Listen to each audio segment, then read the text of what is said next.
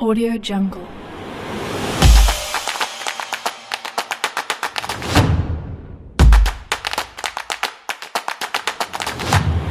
Audio Jungle.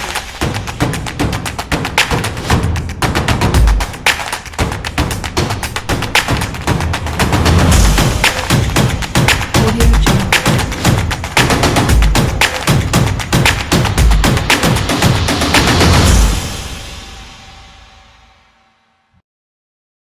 Hello दोस्तों, तो Python programming tutorial series को आगे बढ़ाते हुए आज की वीडियो में हम देखेंगे हमारी लूपिंग स्टेटमेंट के अंदर व्हाइल स्टेटमेंट को।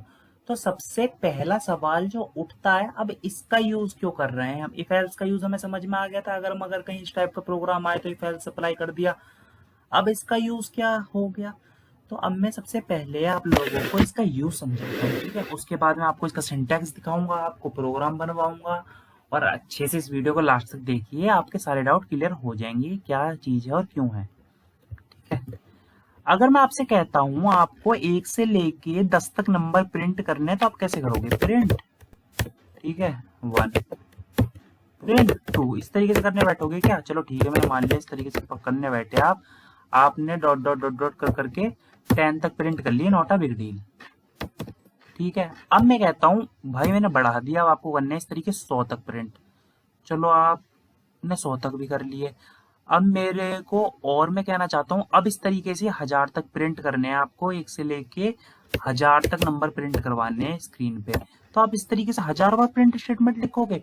चलो आप बहुत मेहनती हो, आपने लिख भी दिया, मैंने मान लिया। अब मैं इसी तरीके से कहता हूँ 10,000, ठीक है। चलो इसे भी मैंने आप लोगों के लिए पॉसिबल कर दिया। अब मैं 1 लाख कहता हूँ, क्या आपको पॉसिबल लगता है कि आप 1 लाख बार प्रिंट स्टेटमेंट लिख के और 1 लाख बार किसी नंबर को प्रिंट करवा देंगे? मतलब कि 1 से लेके 2 से लेके 3 से लेके इस तरीके से नंबरों को प्रिंट करवाओगे 1 लाख तक? लगता है पॉसिबल? चलो ठीक है, पॉसिबल होगा भी, पर आपको पता है कितनी एनर्जी वेस्ट होगी, टाइम वेस्ट होगी। तो हमें स्मार्ट वर्क करना है, हार्ड वर्क नहीं करना।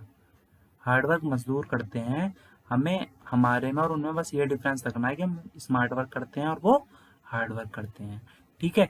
तो अब स्मार्ट वर्क और हार्ड वर्क में डिफरेंस पैदा करेगा हमारा लूप। तो अभी लूप क्या होता है? सबसे पहले हम देखेंगे व्हाइल लूप क्या होता है। इस वीडियो में व्हाइल लूप को देखेंगे। अब सपोज कीजिए मैंने जैसे आपको एग्जांपल दिया कि मुझे 1 से लेके 10,000 तक के नंबर प्रिंट करवाने हैं। तो सबसे पहले व्हाइल लूप का दिखाता हूँ आपको सिंटैक्स। व्हाइल के अंदर आप यहाँ पे लिखते हैं कंडीशन, फिर वो स्टेटमेंट होती है, ठीक है। कंडीशन जब तक ट्रू होती रहेगी आपकी स्टेटमेंट चलती रहेगी, जैसी कंडीशन फॉल्स हुई स्टेटमेंट बंद हो जाएगी। मुझे समझ में नहीं आया, मतलब आप लोगों को समझ में नहीं आया क्या बोलना चाह रहा हूँ मैं, ठीक है। तो रुकिए, मैं लिखता हूँ व्हाइल के अंदर मैं कंडीशन लिख दी कि आई जो है, आई को लेके जाना है, ठीक है, आई को लेके जाना है 1000 तक प्रिंट करवाना है मुझे। और मैंने ये बता दिया कि आई की वैल्यू की शुरुआत हुई है कहाँ से? 1 से, ठीक है। आई को 1000 तक ले जाना है मुझे, कंडीशन है मेरी। अभी कुछ समझ में नहीं आ रहा होगा, तो अभी एक और स्टेप कर देता हूँ, प्रिंट आई। मैं आई प्लस इक्वल टू 1। अरे क्या कर दिया मैंने? चलो शुरू से बताता हूँ आप लोगों को अच्छे से। सबसे पहले मैंने व्हाइल के अंदर एक कंडीशन दी, जिसमें मैंने बोला कि आई की वैल्यू 1000 से नीचे है, यानी कि कंडीशन है जब तक आई को प्रिंट करते रहो। मतलब यहाँ से आई की वैल्यू 1 गई, तो यहाँ पे इसने कंडीशन चेक करा, आई की वैल्यू उस टाइम कितनी थी? 1।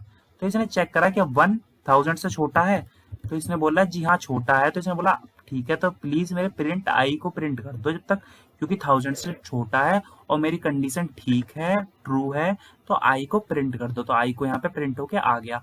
उसके बाद अब एक बात बताइए, तो अब क्या करूं मैं? मतलब यहाँ तक इस स्टेप को अभी आपने देखा नहीं है मान के चलिए, यानी कि एक ही नंबर प्रिंट करवाऊं, मुझे तो 1000 तक प्रिंट करवाने हैं। तो अब मैं इस आई की वैल्यू को एक इंक्रीज कर दूंगा। तो इसका मतलब ये भी होता है कि I equal to I plus 1, जो ये लिख रखा है मैंने, आप ये भी लिख सकते हैं, आप ये भी लिख सकते हैं, दोनों सेम है। पर हमने ऑपरेटर्स पढ़ रखे हैं, तो हम चीजों को थोड़े अच्छे में वे में करेंगे।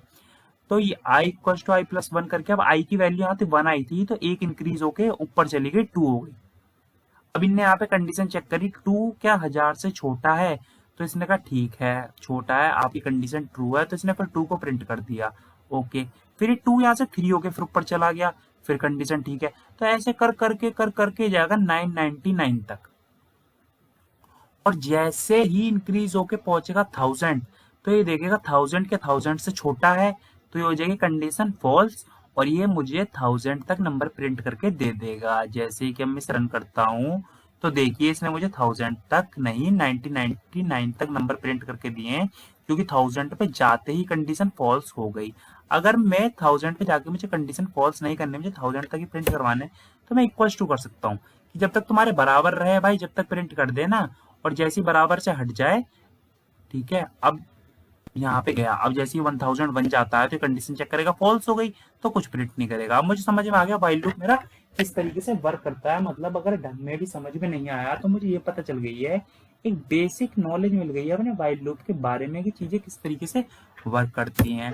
तो ठीक है दोस्तों, अब इतना हो गया। अब मैं देखता हूँ कि व्हाइल लूप में एक दो प्रोग्राम और बनाते हैं पहले अच्छे से, और फिर उसके बाद देखते हैं। चलिए, अब मुझे हेलो वर्ल्ड प्रिंट करवाना है 10 बार।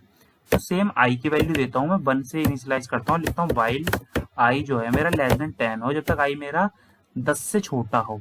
10 से छोटा हो, 10 बार प्रिंट करवाना है पर मुझे, तो इक्वल टू भी लगा दीजिए। ठीक है, अब मुझे करना है प्रिंट हेलो वर्ल्ड, और उसके बाद आई की वैल्यू को एक इंक्रीज भी करना होगा। अगर आपने आई की वैल्यू इंक्रीज नहीं करी तो आपको पता है क्या होगा, अभी मैं बताऊंगा क्या होगा, रुक जाइए। ये देखिए हेलो वर्ल्ड आपके 10 बार प्रिंट होके आ गया। अब ये आई की वैल्यू अगर आपने इंक्रीज नहीं करी तो क्या होगा, अगर आप गलती से इसे इंक्रीज करना भूल गए तो दोस्तों आपका इनफाइनाइट लूप चल जाएगा, और ये चलता ही रहेगा, चलता ही रहेगा, जब तक कि आप इसे स्टॉप नहीं कर देंगे। और अगर ये लूप एक बार चल गया और आपसे स्टॉप नहीं हुआ तो आप ये विंडो भी करप्ट कर सकता है आपकी। तो अब इस लूप को रोकने का तरीका बताता हूँ मैं, कि अगर आपसे कभी गलती से चल जाए तो आपको क्या करना होगा, Ctrl+C दबा के स्टॉप कर सकते हैं आप। स्टॉप और इनफाइनाइट लूप को कभी कभार हम जान के चलाते हैं, और वो जब आएगा मैं आपको सिखा दूंगा। तो Ctrl+C करके स्टॉप कर देंगे हमारे किसी इनफाइनाइट लूप को। तो यहाँ पे मैं लिख देता हूँ i प्लस इक्वल्स टू 1। ठीक है, तो यहाँ तक चीजें काफी क्लियर हो चुकी होंगी आप लोगों को, मैं नहीं समझता कोई प्रॉब्लम होगी। अब इसके बाद अगर मुझे नेस्टेड व्हाइल लूप करना हो, मतलब नेस्टेड का मतलब अभी तक आपने कई बार देख लिया, नेस्टेड का मतलब है व्हाइल लूप के अंदर अगर मुझे व्हाइल लूप चलाना हो तो किस तरीके से चलेगा। ठीक है, तो नेस्टेड व्हाइल लूप को देखते हैं। सबसे पहले नेस्टेड व्हाइल लूप बनाना हो तो किस तरीके से काम करता है। तो सबसे पहले एक आई इनिशियलाइज करता हूँ कि 1 से होगा, और मैं लिखता हूँ व्हाइल जब तक आई मेरा 10 से नहीं, ज्यादा बड़ा नहीं बनाते, 3 दे देता हूँ इसे। ठीक है, और मैं लिखता हूँ यहाँ पे कि प्रिंट कर दो आउटर लूप। क्या कर दो, प्रिंट आउटर लूप, और यहाँ पे कॉमा लगा के आई की वैल्यू भी देता हूँ, ताकि साथ साथ 1 2 3 इस तरीके से आती रहें चीजें आई। अब यहाँ पे आई की वैल्यू इंक्रीज भी करनी है मुझे।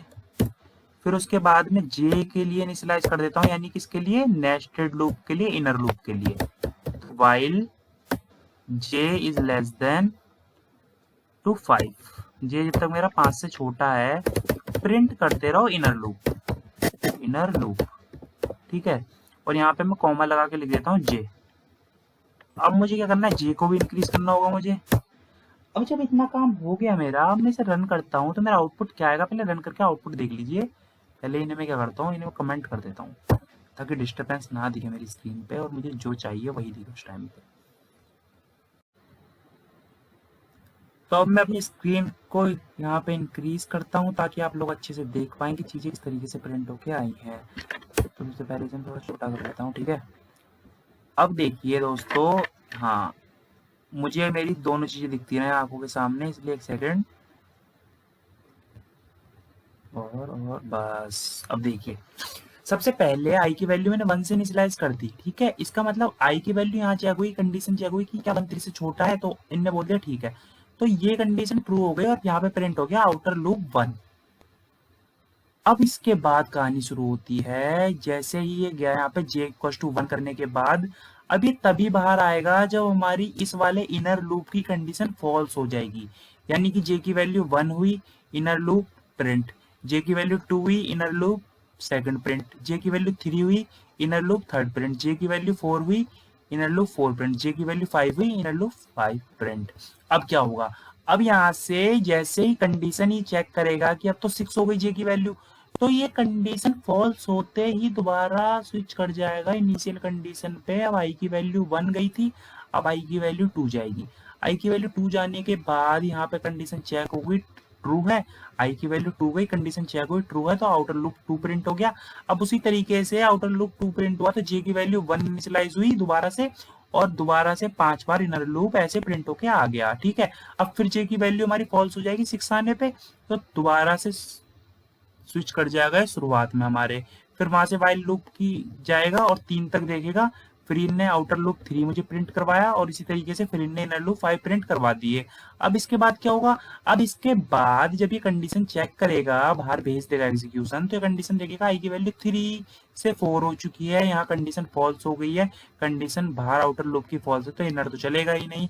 तो इस तरीके से मेरा प्रोग्राम रन करा। अब मैं देखता हूँ कि मेरी नेस्टेड इफ एल्स हो गया। मैं देखता हूँ वाइल लूप के साथ एल्स लूप कैसे वर्क करता है। वाइल लूप के साथ एल्स लूप कैसे वर्क करता है।